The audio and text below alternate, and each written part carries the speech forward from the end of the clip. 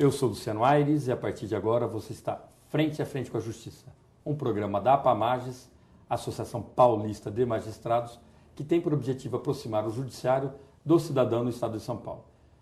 Esse trata-se de um programa especialíssimo por abordar os 20 anos da Constituição Federal. Para isso, nós contamos com a coprodução da TV Mackenzie, que muito nos auxiliou e tem ajudado bastante, inclusive pautando entrevistados como o Dr. Gilberto Bercovitch, que é o nosso convidado de hoje, para discorrer sobre um tema muito atual e muito importante, que é a Constituição Federal e a ordem econômico-financeira. Seja muito bem-vindo, doutor Gilberto. Obrigado, Luciano. É um grande prazer poder estar aqui no programa. Na verdade, a gente quase poderia dizer a desordem econômica e financeira depois desse verdadeiro tsunami na economia mundial, né, doutor?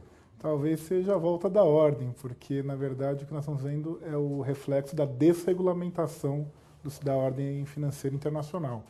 Então, na verdade, está voltando a exigir uma certa regulamentação e uma certa ordem para que se evite esse caos que está vendo todo dia na televisão. Impressionante, um sobe e desce de bolsa e dólar. E vai continuar assim por algum tempo, até se estabilizar o sistema financeiro, porque enquanto você não estabiliza o sistema financeiro, não tem crédito e não tem crédito para a atividade produtiva, então fica sempre nessa insegurança, o que gera toda a crise. Tá certo. Doutor Gilberto, nós vamos convidar o senhor para a gente assistir o depoimento de um especialista de primeira linha, desembargador no estado de São Paulo, também professor da Universidade Mackenzie, que é o doutor José Reinaldo. Bom, quando se fala em proteção constitucional da ordem financeira, da ordem social, e aí o detalhe da ordem financeira, um dos grandes equívocos que o Constituinte de 88 cometeu foi o de querer engessar a taxa de juros a 12% ao ano, esquecendo as flutuações do mercado, né?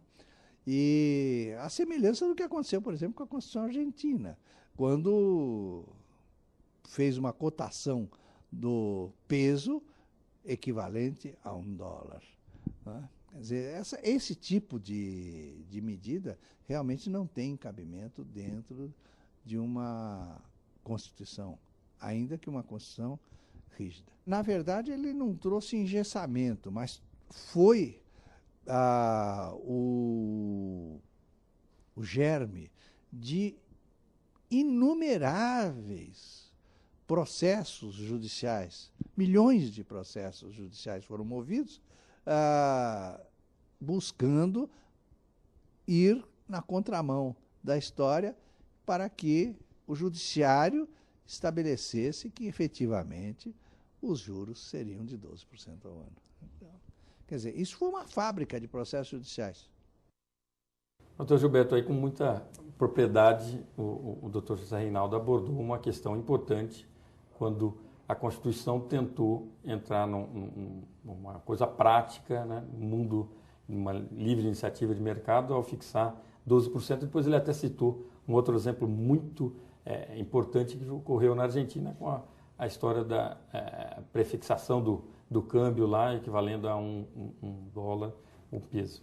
Eu queria que o senhor abordasse primeiro essas palavras sábias do professor José Reinaldo e também abordasse que proteção que a gente poderia ter, por exemplo, para essa tsunami mundial aí na economia.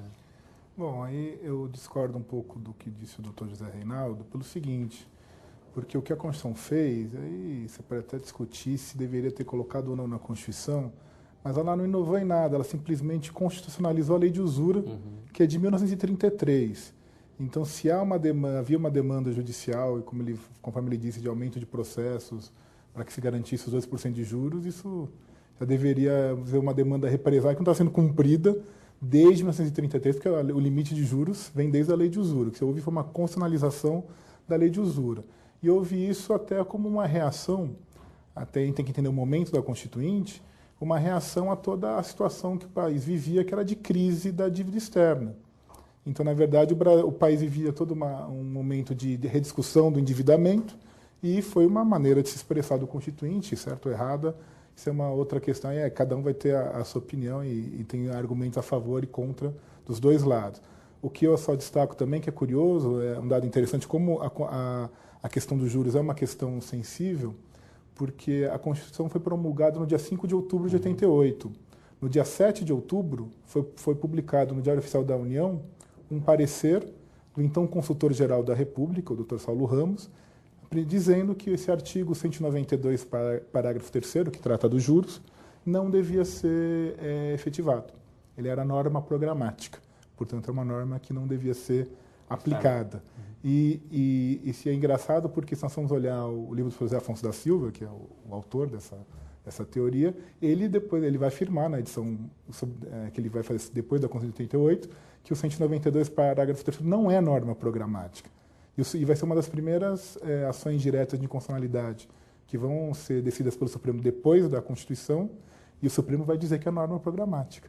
Quer dizer, mesmo que a teoria diga que não o Supremo disse que é porque interessava a FEBRABAN e uma série de setores que aquela norma não fosse aplicada, inclusive a desculpa de não regulamentação do 192 era essa norma. Quando foi feita a emenda 40, agora no início do governo Lula, se retiraram, né, os parágrafos e os incisos do 192, a desculpa não. Precisaria ter uma lei complementar, que eu não sei de onde saiu essa ideia, tinha que ter uma lei complementar para o sistema financeiro, e então se fez a emenda retirando-se os parágrafos e os incisos, então agora podemos fazer a lei complementar do sistema financeiro. Isso foi em 2003. Nós estamos em 2008, e onde está essa lei complementar, ninguém sabe, ninguém viu onde ela está. Quer dizer, isso foi uma mera retórica para se retirar um ponto que era polêmico da Constituição, com seus acertos, com seus erros, eu não vou nem discutir em termos de visão econômica. Na opinião do senhor como grande especialista nessa área, o senhor acha que a participação do Estado regulando essas atividades, não só atividades econômicas, que a gente viu nos Estados Unidos, foi uma desregulamentação generalizada no sistema financeiro que acabou contaminando a economia real. O senhor acha que essa omissão do Estado norte-americano também, em boa medida, existe no Brasil? Todos os especialistas afirmam que é mais regulamentado, mas ainda assim não é uma atividade, como o senhor bem disse, cadê a lei complementar do taxação de juros a 12%? Onde é que está? Falta aos países entender que essa é uma questão crucial para a própria economia e para a própria sobrevivência de uma nação.